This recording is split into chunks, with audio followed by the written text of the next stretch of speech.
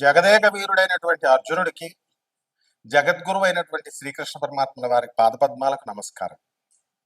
ముందు మనకి చావుని ముందే అంచనా వేయొచ్చు మనం. అలాగే మనకి చావు కూడా సిగ్నల్ ఇస్తుంది. దాన్ని మనం గ్రహించగలిగేటటువంటి కెపాసిటీ మనం పెంచుకోవాలి. దానికోసమే ఈ మెడిటేషన్లు, ఈ పూజలు, పునస్కారాలన్నీ. ఇప్పుడు ఒక వ్యక్తి ఉంటాడు, తెగ పూజలు చేస్తున్నాడు, మోక్షం వచ్చేస్తుంది అంటారు. మోక్షం ఏంటి? మోక్షం ఏంటి? దాని డెఫినేషన్ ఏంటి అసలు? స్వామీజీలందరూ వెళ్ళి నాకు ఇల్లు కావాలని అడిగామనుకో, వాళ్ళు ఏమంటారు? వాడు ఇల్లులు కట్టుకుంటాడు. మంత్రగాళ్ళు వీళ్ళు వాళ్ళ ఇల్లులు కట్టుకుంటారు, కానీ మీకు ఇల్లునిచ్చే కెపాసిటీ వాళ్ళకు ఉంటుందా? ఉండదు. అందువలన వాళ్ళు ఏం చేస్తారంటే టాపిక్ని డైవర్ట్ చేయడం కోసం పరమాత్మ ఉన్నాడు, మోక్షం కోసం సాధన చేయి, ఇలా డైవర్ట్ చేస్తారు. కాబట్టి మనము జన్మ ఎత్తిన తర్వాత మనకి ఆటోమేటిక్గా మన సాధన మనకి తెలుసు. అదే రమణ మహర్షుల వారు చెప్తారు. భగవాన్ రమణ మహర్షుల వారు తిరునావెల్లిలో ఆయన ఏం చెప్తారంటే, నిన్ను నువ్వు తెలుసుకో అంతే. నిన్ను నువ్వు తెలుసుకున్నావంటే నువ్వు ఎక్కడి నుంచి పుట్టావు, నువ్వు ఇప్పుడు జీవితం జీవిస్తున్నావు, ఎక్కడ చచ్చిన తర్వాత ఎక్కడో పోతున్నావు, దట్స్ ఆల్, మ్యాటర్ క్లోజ్.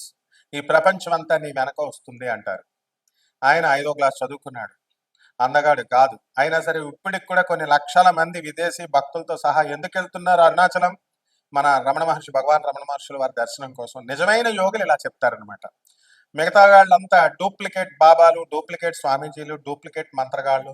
వీళ్ళు చెప్పేది ఏంటంటే సాధన చేసుకో, మోక్షం వస్తుంది. ఎవడకు కావాలి నీ మోక్షం, ఎవడకు కావాలి నీ సాధన అని అడిగేటటువంటి దమ్ము, ధైర్యం, వివేకత ఈ చెత్త ప్రజలకు ఉండదన్నమాట. కాబట్టి మీకు చావు సిగ్నల్ ఇస్తుంది. అది పురాణాల్లో చెప్పబడింది. ఏ అధ్యాయాల్లో, ఎక్కడ, ఏ పురాణంలో ఉందో కావలసినటువంటి వాడిని నన్ను అడగొచ్చు, నిర్మోహటంగా చెప్తాను. తల్లిదండ్రులకి దూరంగా వెళ్ళిపోతున్నారనుకో, వాళ్ళకి చావు అతి త్వరలో ఉంది అని అర్థం. అంటే పిల్లల్ని బాగా, అంటే అందరూ చూసుకుంటారు, విపరీతంగా చూసుకుంటారు, చూసావా చాలా మంది బాగా అని. అటువంటి వాళ్ళకి చావు దగ్గరగా ఉంది అన్నది ఒక సిగ్నల్. ఎందువలన? Too much is too bad అన్నారు. ఈ ఎక్కువ ఎవరైతే అటాచ్ అయి ఉంటారో వాళ్ళకి దీపం ఉంటుంది చూసారా, ఆరిపోయే ముందు దీపం చాలా పెద్దగా వెలుగుతుంది అనమాట, ఎక్కువ వెలుగునిస్తుంది, టపక్మని ఆరిపోతుంది. అంటే మళ్ళీ నేను రాలేను, మళ్ళీ నేను భార్యా పిల్లలు చూడలేను అని ఎన్నో రోజుల చచ్చిపోయిన తర్వాత ఆ చూపించే ప్రేమ ఇప్పుడు చూపించేస్తాడు భార్యా పిల్లల మీద. అలాగే తల్లిదండ్రులకు దూరంగా ఎందుకు వెళ్తాడంటే, చిన్న పిల్లాడిని మనం కనుక చూసుకున్నట్లయితే ఆ పిల్లోడిని వదిలి, తల్లిని వదిలి ఆ పిల్లోడు ఉండలేడు చిన్నప్పుడు. మన అందరం కూడా అలా ఒక 2-3 ఇయర్స్ ఉండలేము. ఆ తర్వాత ఏం చేస్తాం? స్లోగా డిటాచ్మెంట్ స్టార్ట్ అవుతుంది. పెళ్ళి అయ్యేసరికి తల్లిదండ్రులను మనం మర్చిపోతూ స్లోగా వస్తాం. అండ్ వెన్ మన మరణం దగ్గరికి వచ్చినప్పుడు తల్లిదండ్రులను దూరంగా వదిలేస్తాం. ఎందుకంటే అది తట్టుకోలేనటువంటిది తల్లి ఒక్కతే. అలాగే మన తల్లికి కనుక ఎవరికైనా సరే అనారోగ్యం చేస్తే ఇమీడియట్ మనం క్యాచ్ చేయగలుగుతాం. ఒక 4 రోజుల తర్వాత మనం మంచాన పడతాం. అలాగే నల్ల కాకి ఎవరింటి మీదకైనా ఎక్కువ సార్లు గోడ మీద వచ్చి వాళ్తున్నా, అరుస్తున్నా, కంటిన్యూస్గా ఖచ్చితంగా మనకి చావు దగ్గరికి వచ్చినట్టే లెక్క. అలాగే శని, ప్రేతాత్మ, ఈ యొక్క ఈ ఆత్మలన్నీ కూడా పితృదేవత అనమాట ఈ యొక్క కాకి. అలాగే గొడ్లగోప ఇంట్లోకి వచ్చింది అనుకోండి, గ్యారంటీగా ఇంటి యజమాని మీరే పోతారు, మెయిన్ పర్సన్ పోతాడు, సంపాదించేవాడు పోతాడు, అది గొడ్లగోప వస్తే. అలాగే తీతువు పిట్ట అడిస్తే ఫ్యామిలీ పోతారు. యాక్సిడెంట్లో చూడండి, చాలాసార్లు ఒక పెళ్లికి వెళుతూ యాక్సిడెంట్ అవుతుంది. అందుకని మనం చాలా పెద్ద గొప్పోళ్ళుగా, చాలా ధైర్యస్తులుగా, మనమే చాలా మేధావులుగా ఫీల్ అయిపోతుంటాం. గట్టిగా జ్వరం వస్తే అమ్మే అంటాం ఒక 10 నిమిషాలకే. అదే మంచి బలంగా ఉంటే దేవుడున్నాడా ఏంటండి. మొన్న ఈ మధ్యన కర్ణాటక చెందినటువంటి ఒక వ్యక్తి గురించి, అరే మంత్రాలు లేవు, గింత్రాలు లేవు, భాగేశ్వర్ ధామ్ అని ఒకటి ఉంటుంది, కరోలీ సర్కార్ అని ఉంటాడు, వాడికి బుద్ధి లేదు, చీఫ్ మినిస్టర్లకు బుద్ధి లేదు, ముందు ఎమ్మెల్యేలకు బుద్ధి లేదు, ఎంపీలకు బుద్ధి లేదు. వీళ్ళంతా దేవుడిని వదిలేసి వీళ్ళ దగ్గరికి వెళ్తున్నారనమాట. వీళ్ళే దేవుళ్ళని వీళ్ళ ప్రచారం చేయడం వల్ల, వీళ్ళ దగ్గరికి వెళ్ళడం వల్ల వాళ్ళు నిజంగా దేవుళ్ళ ఫీల్ అయిపోతున్నారు. కాబట్టి అందులో ఎంతో మంచిగా అలాంటివి నడవకూడదురా. ఫోన్ నెంబర్ చూసి పేర్లు చెప్తే ఏంటి లాభం, నీకేంట్రా లాభం? ఫోన్ నెంబర్ చూసి చెప్తే నీకేమైనా ఇల్లు వస్తుందా, జాబ్ వస్తుందా? లేకపోతే ఫోన్ నెంబర్ అవన్నీ జరిగిపోయినాయి. ఫోన్ నెంబర్ ఇచ్చిన తర్వాత ఆధార్ కార్డుని తీసుకుంటారు వాళ్ళు అనఫిషియల్ గా. శివోహం అనేటటువంటి ప్రోగ్రామ్ లో ఒక వ్యక్తి యొక్క ఇలాంటి లీలలన్నీ బయట 5 నెలల ముందు బయట పడ్డాయి. 5 నెలలే జాగింది వాళ్ళ వ్యాపారం. ఫోన్ నెంబర్ చూసి చెప్పేస్తాడు, పేర్లు, ఫ్యామిలీ మెంబర్స్ ఇవన్నీ కూడా ఆధార్ కార్డులో ఉన్నవన్నీ. There will be a network. కాబట్టి బాగేశ్వర ధాంలో ఒకడు ఉంటాడు. వాడు వీళ్ళందరికీ ఏంటంటే చదువులు తక్కువ, అడావిడ ఎక్కువ.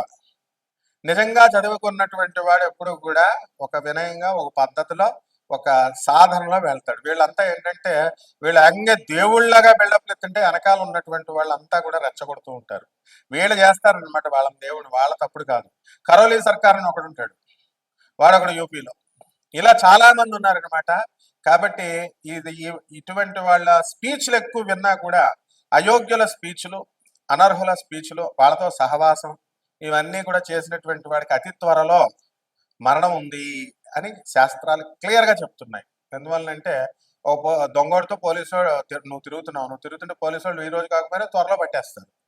అలాగే అదృష్టహీనులతో నువ్వు తిరుగుతున్నప్పుడు తప్పకుండా ఆ దురదృష్టం నేను పట్టుకుంటుంది. అయోగ్యులు, అశాస్త్రీయ విధానంతో, ఆ తర్వాత ఈ యొక్క అవైదిక విధానాలతో ఎవరైతే ప్రచారం చేస్తుంటారో వాళ్ళకి ప్రోత్సహించినటువంటి వాళ్ళు, వాళ్ళతో తిరుగుతున్నటువంటి వాళ్ళు, వీళ్ళందరికీ మృత్యువు దగ్గరగా ఉంది అని. మృత్యు వచ్చిన తర్వాత అర్థమవుతుంది, ముందేమో అర్థం అవుతుంది. మంచిలు చెప్పే వాళ్ళకి ఏమీ కాదు. కాబట్టి ఈ తీతూ పిట్ట అర్జునుడే స్వయంగా చెప్తాడు, కృష్ణ ఈ రోజున తీతూ పిట్ట కనబడింది అంటే ఆ రోజే ఉప పాండవులందరినీ చంపేస్తారనమాట. ఎవరు? అశ్వత్థామ. ఈ విధంగా మనకి ఈ కొన్ని చిహ్నాలు ఉన్నాయి. మరి అవన్నీ కూడా తెలుసుకోవాలి అంటే వినయం ఉండాలా. మీకు ఏమైనా అచ్చున్నామండి మేము చెప్పడానికి? మా గురువుకి శుశ్రూష చేయాలి. శుశ్రూష చేస్తే కొద్దిగా చెప్తారు, అంతేగాని గురువు ఒక ప్రొఫెసర్ చెప్తుంటే ఎవర్రా మీరు అంతా అసలు నాకు చెప్తారు, కామెంట్స్ పెడతారు, స్టూపిడ్ ఫెలోస్. ఎప్పుడైనా సరే ఎవడైనా సరే క్లాస్ రూమ్ ఇది, వినాలి, విని నేర్చుకోవాలి. లేకపోతే మృత్యువు కబలంలోకి వెళ్ళిపోతాం అంతే. మృత్యువు యొక్క కబలంలోకి వెళ్ళిపోయినప్పుడు, ఆ ముఖంలోకి వెళ్ళిపోయినప్పుడు నిన్ను రక్షించేవాడు గురువు.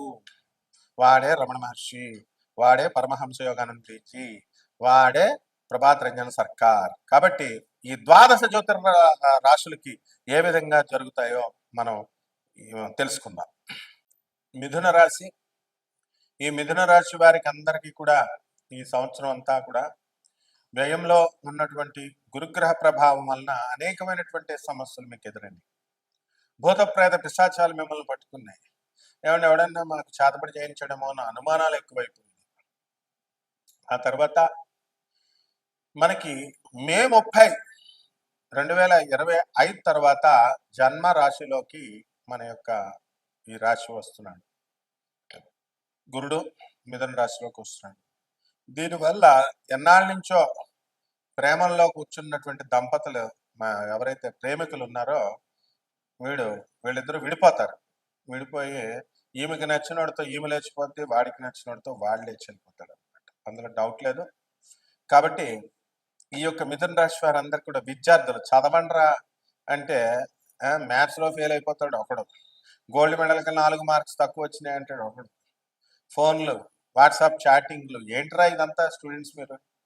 కాబట్టి మీరంతా డెఫినెట్గా ఫెయిల్ అయిపోతారు మిథున రాశి వాళ్ళు ఇలా చదివితే కనుక. గురుబలం అస్సలు లేదు నాయన, కష్టపడండి. అలాగే కాపరాలు చేసుకునేటటువంటి వాళ్ళు, ఏదో కాపరాలు చేసుకోండి రా అని పెద్దవాళ్ళు, మీ అమ్మ మీ నాన్న వాళ్ళు పెళ్లి చేస్తే ఈగోలేంట్రా మీకు ఈగోలు. అందుకనే ఈ మిథున రాశి వారికి గురుబలం తగ్గిపోయింది కాబట్టి మే 30 వరకు ఢమాల్ అని చాలా మంది విడిపోవడానికి అవకాశాలు ఉన్నాయి. ఆ తర్వాత కేతుగ్రహం బాగుండలేదు.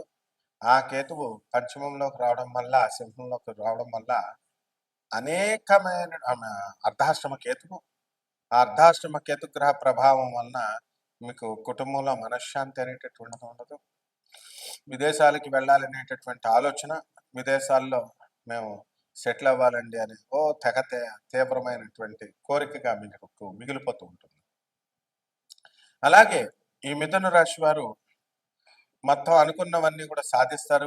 కొత్తగా దుకాణాలు పెడతారు, వ్యాపారాల్లో, కాపరాలలో విడివిడిగా. మరి మీరు ప్రేమించినటువంటి వాళ్ళని మీ ఇంట్లో వాళ్ళు ఇష్టపడరు. ఎందుకు వాడికి ఫోన్ చేస్తున్నావు, వాడితో మాట్లాడుతున్నాం, ఈ విధంగా ఉంటుంది. కాబట్టి మిథున రాశి వాళ్ళు ఈ నెలంతా కూడా రహస్యంగా సిఐడిలాగా మారిపోతారు. వాళ్ళు చేయదలుచుకున్నదంతా కూడా వాళ్ళకి సీక్రెట్గా చేసుకుపోతూ ఉంటారు అనమాట. కాబట్టి ఈ మిథున రాశిలో ఉన్నటువంటి సినీ సంగీత సాహిత్య రంగాలలో ఉన్నటువంటి పెద్దలందరికీ కూడా మంచి కీర్తి ప్రతిష్టలు రావడం అనేటటువంటివి జరుగుతాయి. అలాగే సన్మానాలు ఇవన్నీ కూడా జరుగుతాయి. మీకు ఈ మిథున రాశి వాళ్ళకి రాజకీయ నాయకులు ఎవరైతే ఉన్నారో వీళ్ళకి ఎదుగుదల అనేటటువంటిది ఉంటుంది. వీళ్ళకి పేద ప్రజలకి సేవను నమ్ముకోకుండా ఆ బాబాజీ, ఈ బాబాజీ, ఆ సన్యాసి, ఈ సన్యాసి అని వీళ్ళ కాళ్ళ దగ్గరికి వెళితే మీకేం మిగలదు, బొంగు తప్ప. కాబట్టి ఇవన్నీ కూడా ఆలోచించుకొని జాగ్రత్తగా మనం నడవడికగా వెళ్ళాలి. అలాగే ఈ యొక్క మిథున రాశి వారికి అందరికీ కూడా ప్రభుత్వ ఉద్యోగాలు చేస్తున్నటువంటి టీఏలు, డిఏలు, అరియర్స్లు అవన్నీ కూడా మీకు వచ్చేయడం జరుగుతుంది. మీరు అనుకున్నదంతా కూడా సాధించుకుంటూ ముందుకు దూసుకెళ్ళిపోతారు. మరి పరిహారాల దగ్గరికి వచ్చేసరికి మిథున రాశి వారికి మనకి కేతు జపం చేసుకోండి, కేతు స్తోత్రాలు చదవండి. కేతువుకి కిలోంపావు ఉలవల్ని ఆవుపేడ రంగు ఉన్నటువంటి వస్త్రాల ఇచ్చి పేద బ్రాహ్మణులకి సోమవారం నాడు ఉదయం 7 గంటలకు దానం చేయండి. అలాగే దశమహావిద్యల్లో ఒకటైనటువంటి ఈ యొక్క ధూమావతి అమ్మవారి యొక్క హోమాన్ని మీ ఇళ్లలో జరిపించుకోండి. మరి నాన్ కమర్షియల్ ఆస్పెక్ట్తో మేము చెప్తున్నటువంటి ఈ జ్యోతిష ఫలితాల కోసం మీ వ్యక్తిగత జాతకాల్లో మీరు ఎంతమందిని మోసాలు చేసేసారు గత జన్మలో, మీరు ఎంతమందిని ఏం చేయడం వల్ల మీకు ఈ పాపాలు వచ్చినాయి, ఇవంతా కూడా చిట్టా అంతా చెప్తాం. తప్పకుండా మీరు మమ్మల్ని సంప్రదించవచ్చు. శుభమస్తు.